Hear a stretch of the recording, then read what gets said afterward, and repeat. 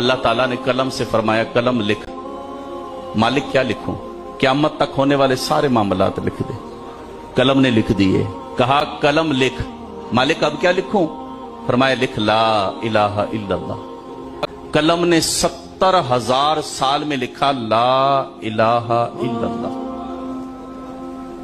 मालिक ने कहा कलम लिख। मालिक अब क्या लिखूं? फरमाया लिख मोहम्मद रसूलुल्लाह। कलम ने जब मोहम्मद की मीम लिखी ना तो कलम पे वज्द आ गया, कलम गिर गई, इसमें कत लग गई। कलम गिरी रही फिर उठी। 70,000 साल में कलम ने लिखा मुहम्मदुर रसूलुल्लाह।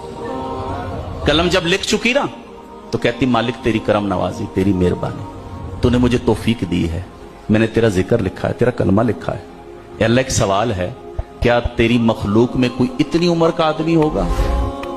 क्योंकि मुझे कलमा लिखने में 1,40,000 साल लगे।